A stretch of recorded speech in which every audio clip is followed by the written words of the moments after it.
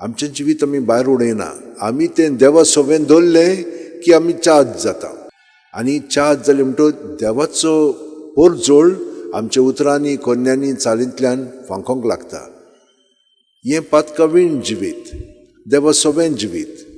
पूण हे भाशेन जियेन आसलेले आमी जाणो. पूण एक पाटी सोयी पडली की ना, मागीर सोयी कितें करता, आमचे भितर रुजता आनी भितरल्यानसान आमकां कंट्रोल करता.